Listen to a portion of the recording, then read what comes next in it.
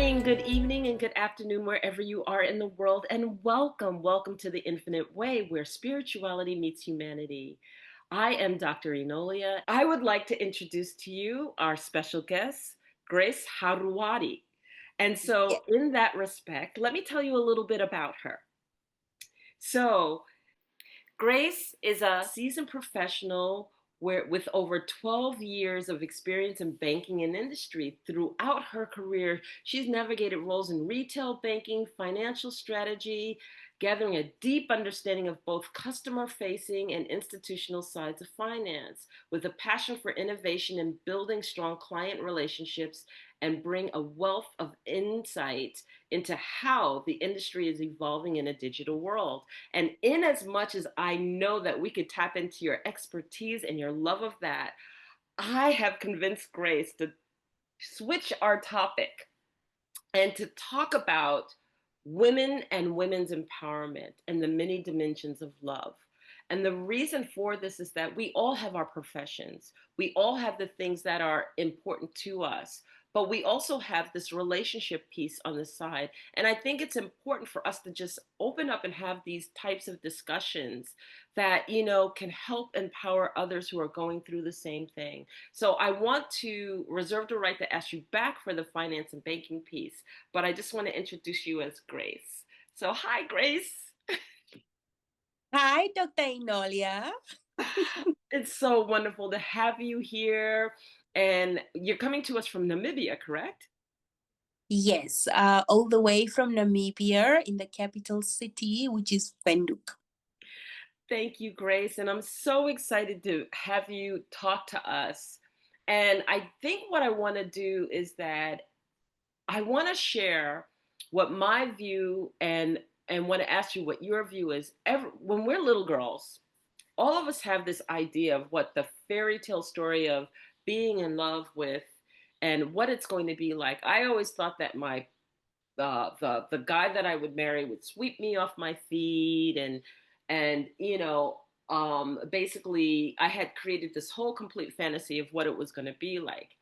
And when I actually got married, I had that rude awakening of the responsibility and everything that relationships and responsibilities bring. And that fairy tale that I had an idea of in terms of the romanticism and everything else, wasn't really there. And I, don't want to say it's unrealistic to think that way. No, it's not, because in the end, what I realized I didn't do is I didn't wait for the right love to engage in that would bring that fairy tale. What are your thoughts about some of that? Wow. First of all, thank you for having me on this platform. I really appreciate it. Well, I would say that was me since I got into adulthood, wanting to be in a relationship with someone. I also felt or thought the same way, e- especially just the way you explained it just now. Meet someone in high school, probably when I'm 19, and date for a while, and then get married and start a family. Yeah. And um, funny enough, I actually already wanted to get married before I even turned 20. Okay. Um, I've always had it in me. I want to be a wife. I think I'm matured. I want to be a wife. Little did I know that to be a wife, number one, you need to be ready yourself as a woman. And secondly, you need to find the right partner or attract the right partner in your life. When those two are missing, you become miserable. You go Mhm. from one relationship to the next. It's not working out. Some it's because you are both at fault. Some it's because in most cases it's a man that doesn't want to settle or doesn't see your value, your worth. And yeah, and then it becomes a cycle.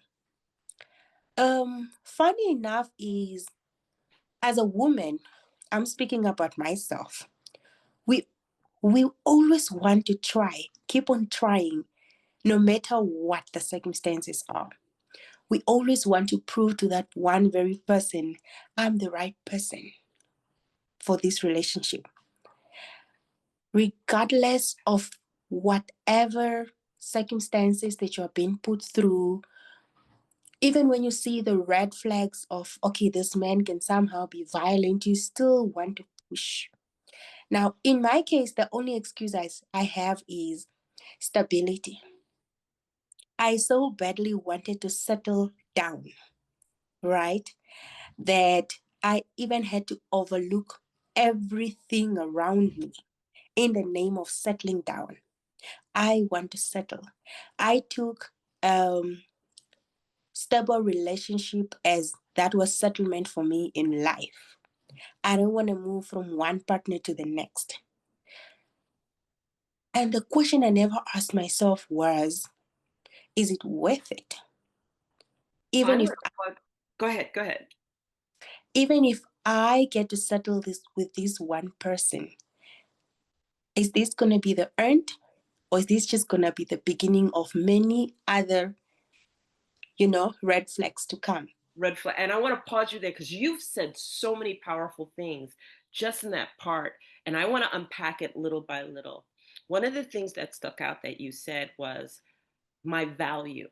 And I want to go there with my value because when I was coming up, the way that I was raised, and I want to also differentiate the way that we were raised, because you're in Namibia, I'm originally from America, Mm-hmm. right? So, one of the things that my family had impressed upon me is that I am valuable and that I can do anything I want in the world. I can study anything I want in the world, right?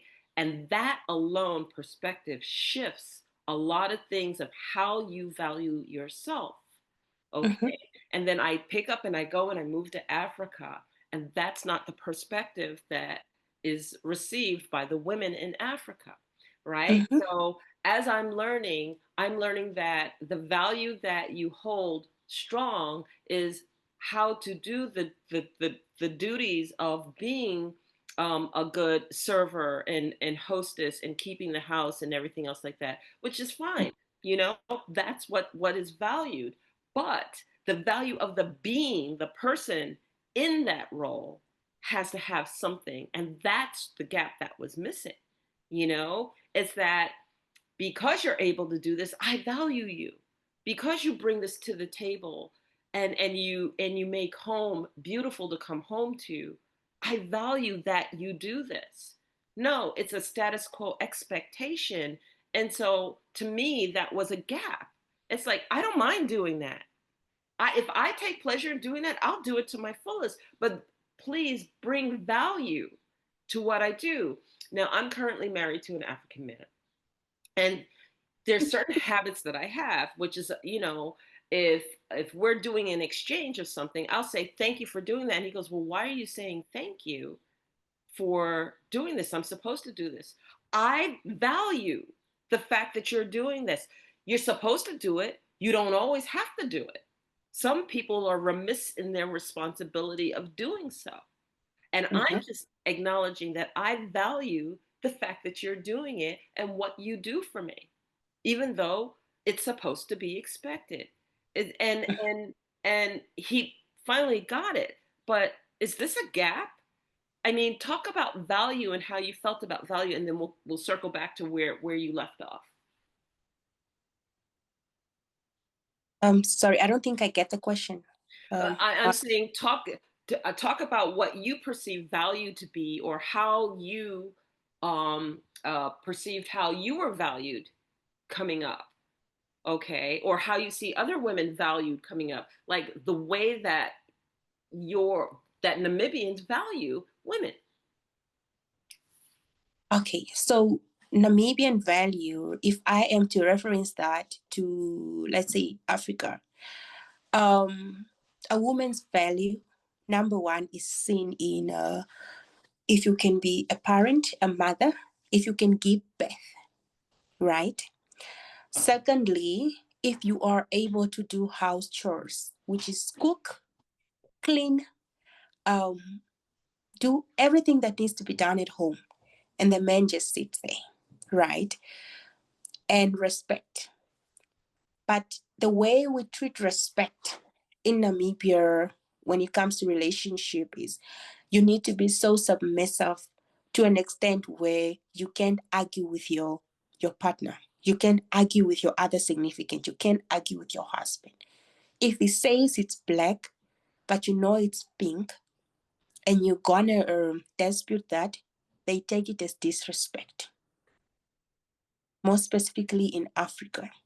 Mhm. So they look at this. Does she have respect in terms of what I've just explained now? Can she bear kids of her own for me? Is she hardworking? Hardworking as in even after you come from an 8 to 5 job, right? They still expect you to come and do all the house chores, which is cooking, cleaning, washing, ironing, doing all this. Not only for the men, also for the kids at home.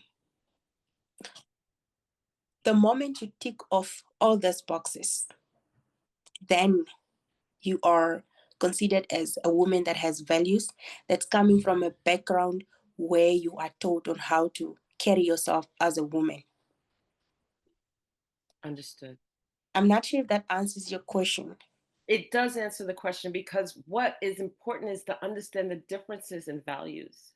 And how I define that term value is different than how a different culture, uh, uh, how you define value. Because whether I cook or clean or not did not define whether I was a good woman or not. It what defined me is if I was capable of being intelligent and I have intelligence. I had a choice when the fork in the road came and I first got married. Do I want to stay home and cook and clean and everything else, or do I want to go to work? It wasn't both. It wasn't like I'm going to work and I gotta come home and cook, because I actually gave my husband an alternative at the time. I basically said, if I go to work, I'm not cooking and cleaning. You're gonna have to get somebody to come in. If I cook and clean, that's fine. I'm not going to work. Which is it that you want? Which is it is most important to you? And so from that perspective and from that way of thinking, it's completely in defiance of what you just expressed. It wasn't important to be subservient. It wasn't important to always say yes, yes, yes to my husband. Some people can marry a controlling husband, and if you marry a controlling husband who has that opinion and is opinionated like that, we almost call we have names for them. We call them narcissists. We call them the ones Uh-huh. who border on predatory violence and domestic violence. We don't deal with that, at least here in the States. If we recognize it, it's like you don't fit the bill, you know. Uh-huh.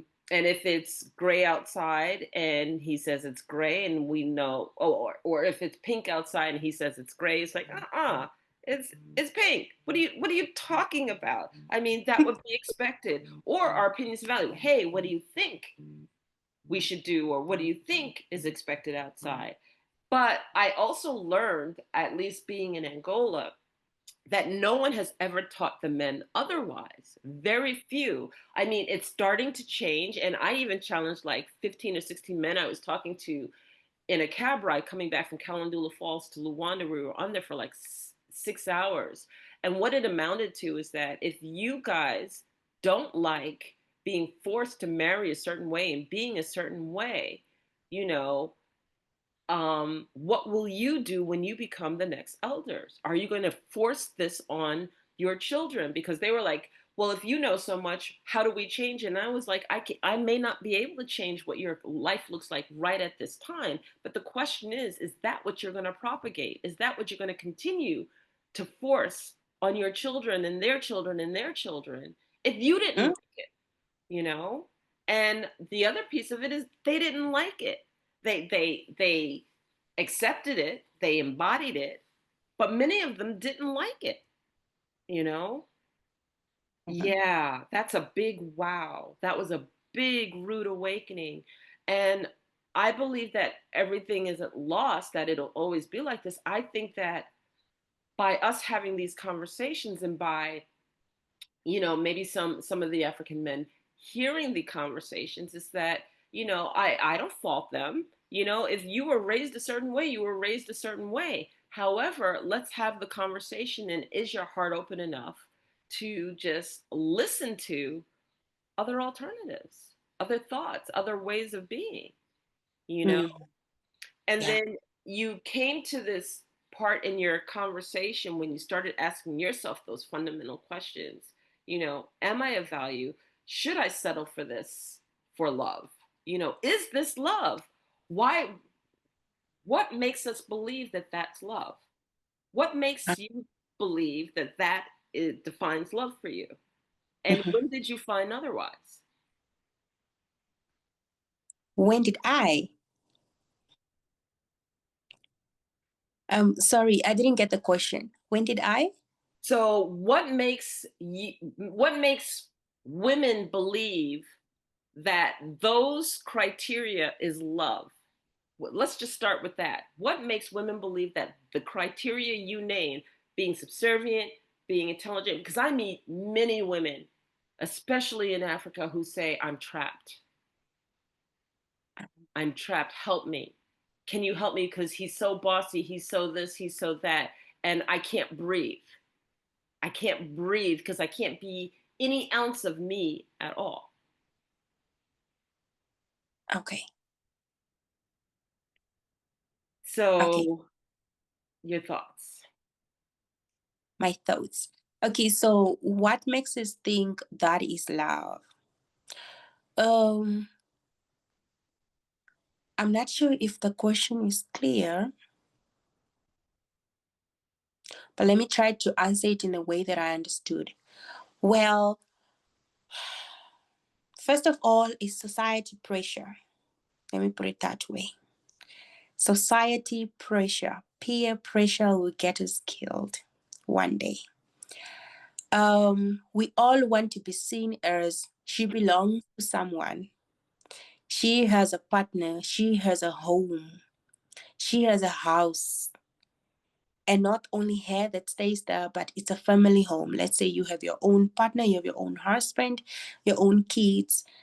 Even if you are not happy, even if you are being drained, all that matters is what is the society seeing?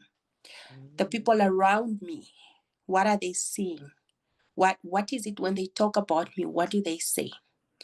Uh, for instance, oh, Job's wife. That is more than enough for us. Um, there are times you will have to do a bit of analysis. You analyze and you get to see, I know that this is not love, this is not happiness, I'm not happy here. But the fact that society normalizes these things, and even when you try in most cases, to seek for advice outside your marriage, what you are being told is, our parents have gone through that, they survived. Who are you? You know, what makes you think you cannot survive? You're just not being strong. You're just not strong. You need to fight for your marriage. You need to fight for your home. But what am I fighting for? And in most cases, we get to normalize this. We take it as a norm. Okay. My mom had gone through this. So and so had gone through this. I need to stay in, remain within, right? In the name of, because his home, he's providing at least a little that he gets. Just because he's a provider, you tend to take all the negative and turn that one thing where he's providing, like you have said, he should provide, right? He needs to provide. Even though you are both providing, but the fact that he is providing, you want to take that as, okay, that this is a very positive thing that can make me remain or stay here. And then you complicate it with love, but you're not getting what you're supposed to get as a wife from this man, apart from being told how you should dress up, how you should live your life, what time you should be home. being controlled wherever you go. You're not allowed to attend who's meeting, party, or whatever in the name of you're someone's wife. My wife cannot be seen where. My wife cannot be. You are so limited, right? But the fact that you feel like okay, he's the provider in the house, then you stick to the point of okay, he's providing for the family. This is love. That's all you know. And in most instances, most of us grew up as in a single homestead.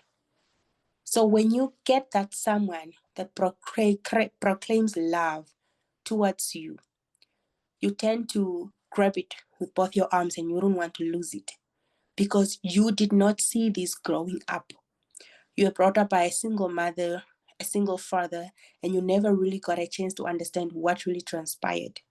Why is my mom single? You know?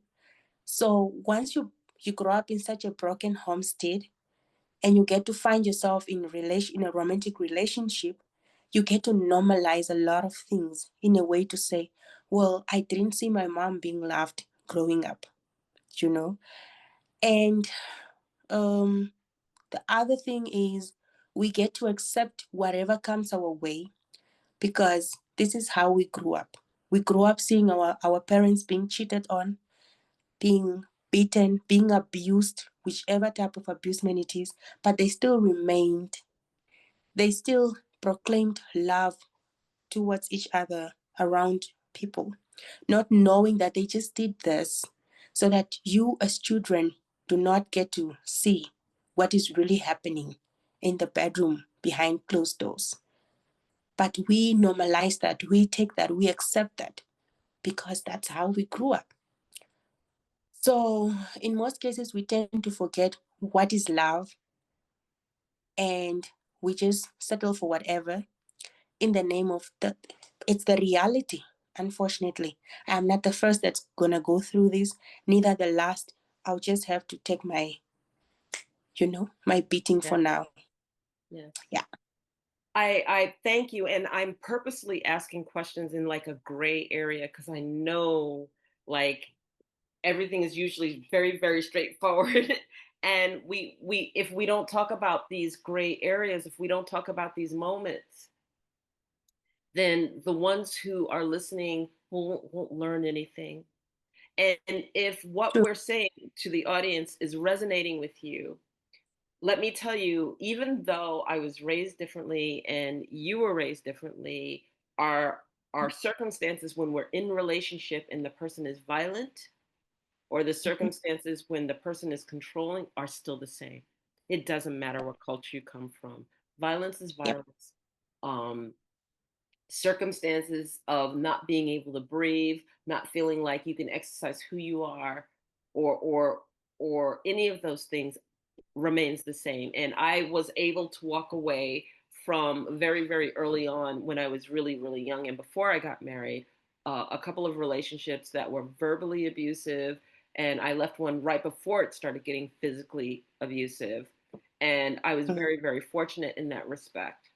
And I think what I want to share is that if you see the signs before you take the step, and whether a friend comes to you or not, it is so important to be that rock and to be that strength and say, don't do it. I don't care what the Mhm. family says. I don't care how the family is treating you, because to deal with the family basically shunning you versus being physically beaten or something every single day in a relationship and can't escape, I'd rather deal with the Mhm. family shunning. You know, I reached a precipice, at the point where I was married for 30 years and I decided to leave that marriage. And um, did it in a way that was respectful, that was quiet, without placing blame or demeaning or belittling and everything else. But I am one to basically share with women, especially when they're embarking on getting married and wanting to be there, to make sure you are honoring the truth. And honoring Mhm. the truth meaning that what you see is what you're going to get. So if he flares up and he shows anger before you've even gotten married, don't do it. Don't do it. The telltale signs are being shown to you. Those are red flags. Don't do it. If you are being spoken to and belittled, don't do it. If you are being told you can't see your friends just when you're dating, well, you know what the type of isolation that's going to take place once you get married. You won't have any friends because the Mhm. controlling piece of that is there. And I guess I want to share that this is not love. This is not love. Don't assume or assign the fact that this must be love because at least he's taking care of me. At least I have a roof over my head. At least I have, food in my mouth and blah, blah, blah, blah, blah. As long as I can clean, I always realize that as long as I can clean, I can work. That's something that everybody can do. There's always ways of working, but let's talk about some of the red flags that women ignore. Is that something that you would be able to talk about? Some of the red flags of, like, if you see this, don't do it, because I just named some. Yes. Yes. I'm gonna talk about myself in this. Okay. Because it took me three relationships to realize that I could have just walked away when I saw those red flags in my first relationship. Okay, so I started dating when I was in grade 11, and I think I was like 18 years at the time. Yes, 18 years. So that was my high school sweetheart, and we went on about until I got to university. During that time, I didn't know that men can cheat or in ways how men cheats. All I wanted or all I saw was um we call each other good morning, good night, how was your day? That was love for me. That was enough. The where are you, with who are you, I didn't know. Okay, until 6 years down the line, then I got to find out that this very man that I've been seeing actually has two children with different women. And it was during our time that I was seeing him. What did I do? I cried and I forgave him. And we moved on like nothing ever happened. And that was the biggest mistake I did. I should have closed that door the moment I found out. Because guess what happened after? Later on, I think about 2 years, I got to find out again that he had other two more babies with different women. And that's when I said, no, I'm not doing this anymore. My regret in here is I took longer than I was not supposed to take. I felt like I wasted so much time. The first time I found out that he was actually a cheater, recklessly. I mean, if you're starting to make kids, then you are cheating recklessly. That was when I should have just closed that door. One of the few things that I picked up in him was his partying. He was a party freak. He would go clubbing, and where I grew up, my mom is so strict. You don't leave the house. Um, you don't go to any party because she didn't believe in parties. So growing up in that and having to move to university because I'm so used of always being controlled, always being home, and then this time I was living on my own, still I felt like my mom is just somewhere there watching me. So I couldn't go partying, I couldn't go clubbing, I couldn't do anything. It was just school, back home, and thinking of ways to do so I can get an extra job to make money. So he would say, I'm where, I will not even bother because I'm just an indoor girl, right? So that was one of the red flags that I had ignored. He can club until in the morning. He will call you in the morning and he will tell you, I just got home now from the clubs. You know, I normalized that. And come to think of it now, I've gotten to realize that's actually not living. That's not living. Because then what are you looking for the whole night? What is it that is missing that you Right. cannot see, you know? Hmm. Okay, so moving on, then I got someone. Um, Now this was bad. Um, the first few months, it was all honeymoon. And there on about, when I go and visit him for weekends, I can't even take my phone and watch things on a phone, like watch Netflix on a phone. Then I am speaking to someone. Then I am chatting to someone. Guess what I did? I ignored that. I was like, oh, he loves me too much that he doesn't want me to talk to other people. I made an excuse for him. Then it went on. And then you knock off 5 o'clock from work and you'll be like, okay, I'm just going to stay in the office for another 10 minutes and see what I can do. Here comes in a call. Did you pass somewhere? Like, excuse me? No, you didn't tell me that you've left the office. That's because I'm still in the office. Okay, so why didn't you tell me? What are you doing in the office this time? You're supposed to leave the office 10 minutes ago. Like, does that even make sense? Like, now my schedule should be the same as from Monday to Friday. Or do I really have to explain myself every now and then, every little changes that I'm making in my schedule? So that for me was red flag number two. Controlling me. Every time I have to leave the office, he needs to know what time. Did I leave the office? How long did it take me to get to my house? Right? Who am I chatting to? Why is my phone on my hands? And most of the times I'll be like holding my phone and unconsciously, not really thinking how I'm placing it, I'll place it upside down. Why am I placing my phone upside down? What am I hiding? Like, my phone is not on silent, you know? It took me long to realize that this is a whole narcissist. This, mm-mm, this is not love. But it took me long. There were times um, my friends and I would make plans to go out. And I'll be like, yo, we're going for dinner, we're going for lunch or for brunch with my friend. I need to give the names of who I'm going with. And I must tell this person how long will I be with those people. What time am I getting home? What time am I leaving? Who are these people? And if he doesn't know any of them, I need to go and video call when I get to that place. Guess what? I still did not leave.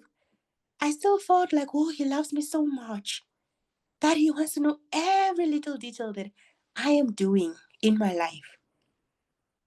And then came the isolating part. I was not allowed to visit my friends when they are going through problems, when they are sick or whatsoever. I was not allowed to go out with my friends. I was not allowed to speak to any of my friends, be it you are a lady, you are a guy. I wasn't allowed. My phone shouldn't ring after 7 p.m. I still stayed. I still stayed until I ended up being alone. I didn't have friends. So one day we had a very big fight. I had no one to confide in. And that's when I got to realize, no, I can't live a life like this. So I had to open up, went for therapy. It's not easy to leave a relationship. You don't just pack and go.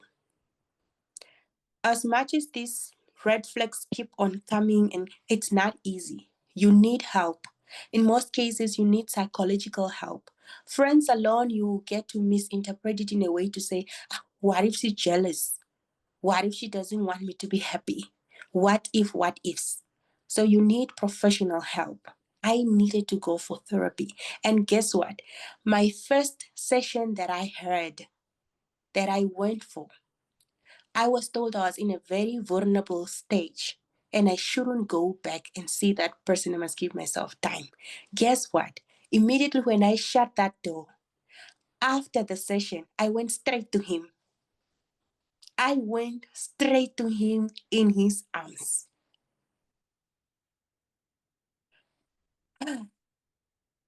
Love, it's very Wow. complicated.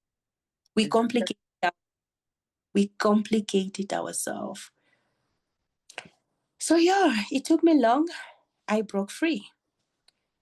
And here And we are. I just want to say I'm so proud of you, and so many people need to hear this story because we get to a point where we think it's too late.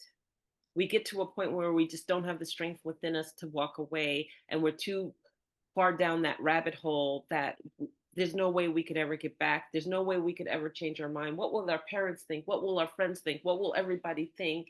But yet nobody's there. But yet what you said was that nobody was there. So Yep.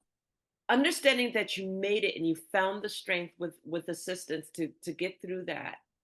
You Uh-huh. found love again. You Uh-huh. found love again. What was what you thought was love versus what you now understand love to be? Okay, so I just want to say that it's never too late. And I also once felt like it's too late. You look at all the praying and the fasting that you did just to get that one very special, compatible partner.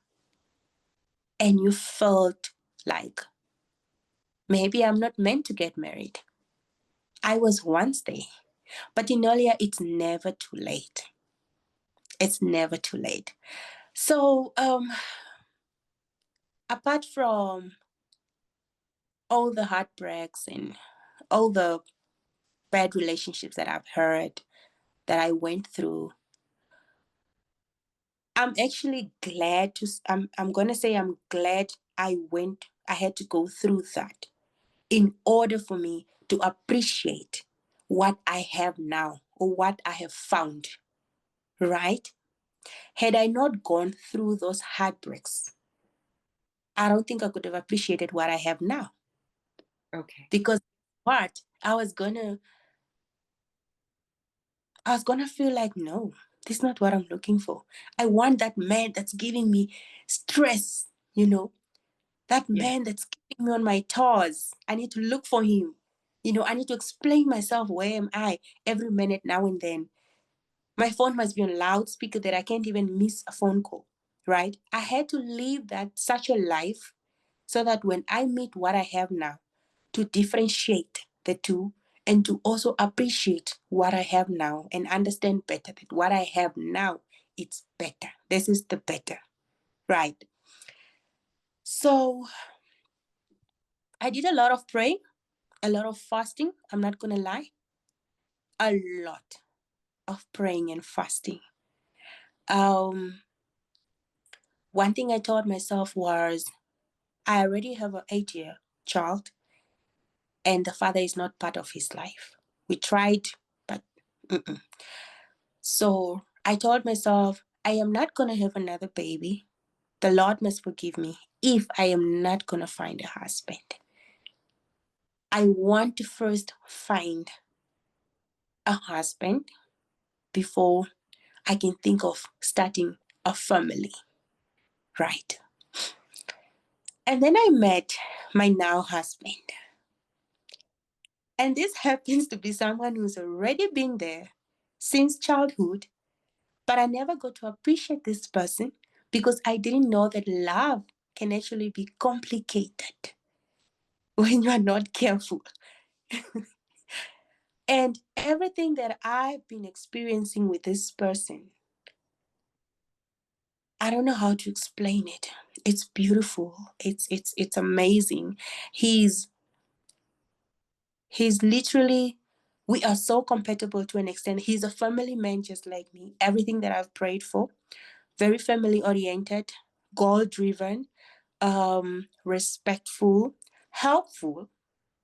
Remember from the beginning, I said a woman's value is seen in bearing kids and also cooking, washing, and all that for a man. Right. That's right. He That's is right. not, Yeah.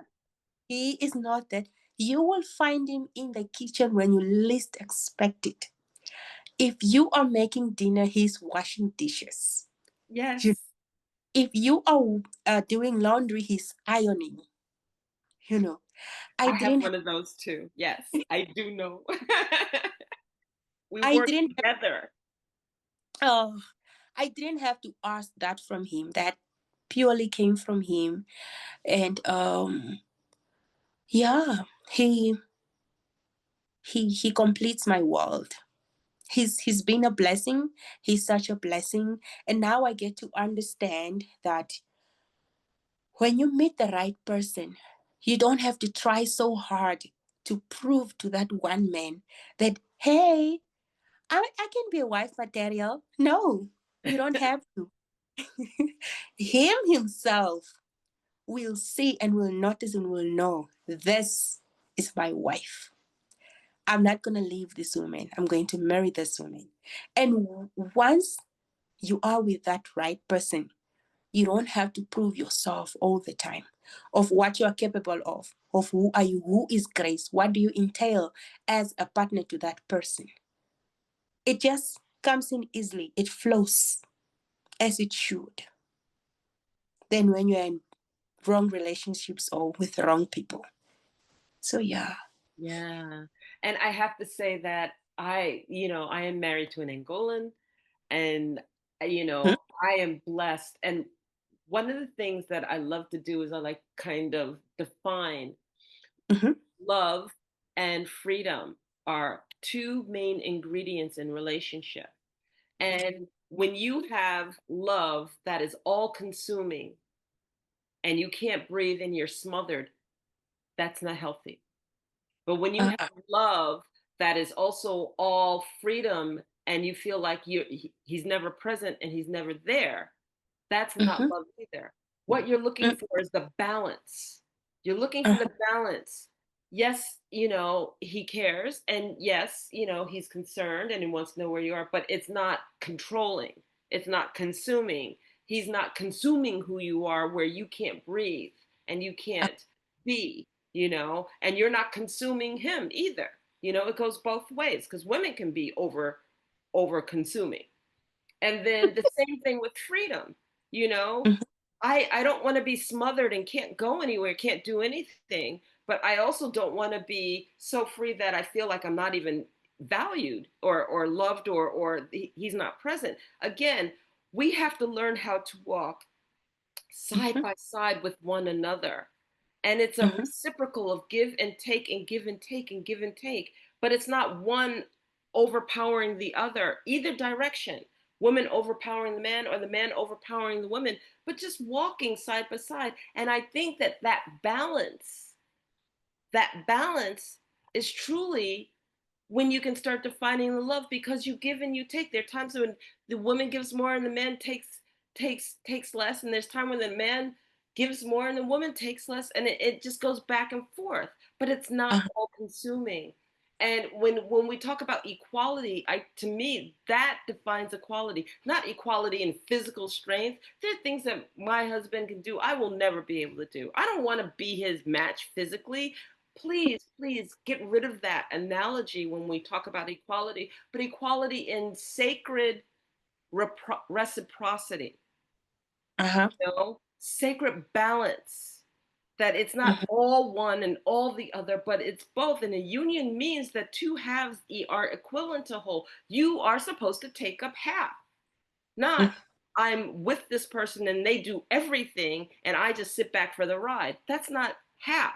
That's not reciprocity. That's yes, not balance, yes, And I want to be really, really clear with this because as our friends hear this and whatnot, and as women who are caught up in this hear this, that they understand that there is a balance to everything and that there are mm-hmm, many dimensions of love. There's love at a relationship level, there is love at a physical level, there is mm-hmm, love in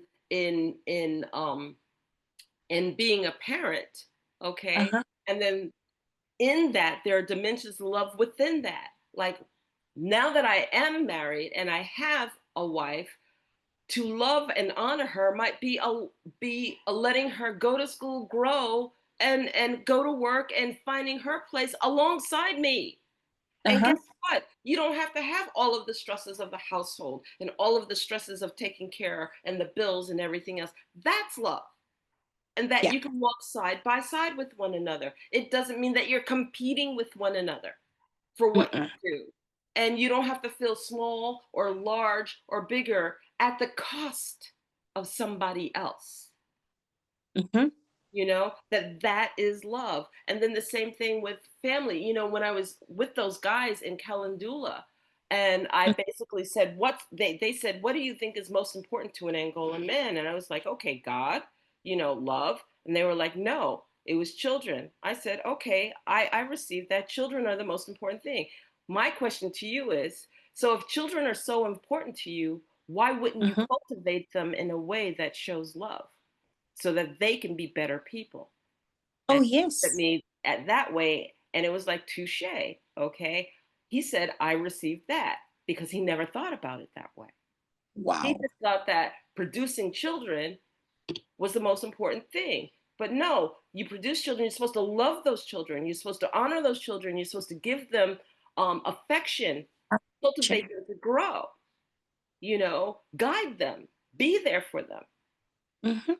you know, help them expand their world and share experiences, Yeah. not just produce a lot of them And leave them in the streets. and leave them in the streets. It's very common. So go ahead, please. No, I'm saying it's very common in Africa, Yeah, yeah. sadly. So, I want to thank you so, so much from the bottom of my heart of having this conversation, because I think that what happens is that we as women don't have this conversation publicly enough to know that you're not alone. Number one, if you're in one of these situations. Number two, the fundamental thing is get support and get help and understand what empowerment is. And Mm-hmm. empowerment meaning that you possess a certain way to exercise your own power. And if you don't know how to do that, then get assistance in learning how to do that. Because there is a confident woman in all of us to work and to be able to understand that we can navigate past certain circumstances. If Mm-hmm. you are older and you wish that somebody had this conversation with you, then I would impose, if you feel like you don't want to move from your situation, don't turn around and impose the same thing on the next generation coming behind you. Change the view for these younger people coming up. Don't turn around and propagate the same thing. And then the last thing that I would leave with this is that, sometimes as couples, or sometimes, men need empowerment to show that there is a way to be and think other Mm-hmm. than that. And as a woman sitting down with 15 men in a cabin, I was the only woman when I had that conversation. Those men left changed. They had started asking me, would I come to their village and talk to their elders? Because no one had ever talked to them that way. So sometimes Wow. it's not the fact that, men are obstinate or anything like that. I say no. I say sometimes what happens is that nobody's had the conversation with them either. And we have to have these conversations in the open to show that it is okay to have different points of view. And every once in a while, I met a beautiful couple in Angola. I was at a coffee shop. We started talking, and they were basically saying, our parents are pressuring us to have kids. We don't want to have kids. We don't want to do it the way they say do it. And I was just that reassurance that basically said, it's okay. There are many roads to what you want to accomplish. It's okay to take a different road. Yes. Is there anything that you would leave for those younger kids, or what? I'm sorry, I don't mean to say kids. Is there anything that you want to leave for the younger generation coming up behind us who are facing the same things that we just discussed? Is there anything that you want to say? Oh, yes. I just want to encourage, especially young African women, youth coming up. because I know this is more common in Africa, that we shouldn't allow society to normalize things for us, especially when we feel this is not normal, especially in a relationship. And I would love to encourage that one woman, that one young lady that probably feels like she's not worth being in that relationship, or she's not worth being called a woman, that you are worth.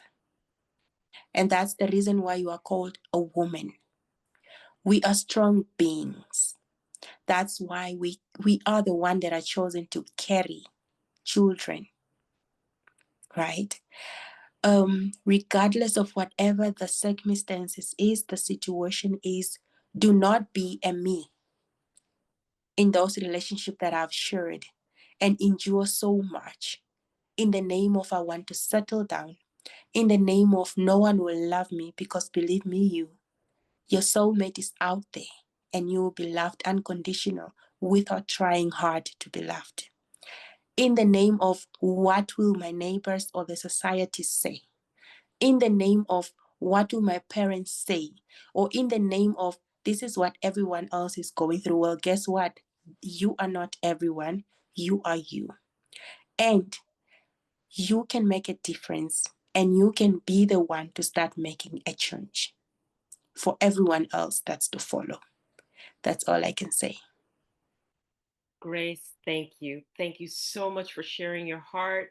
And we'll have you back for talking about financials and banking. But oh my God, I want to thank you because this is going to be so powerful for so many women.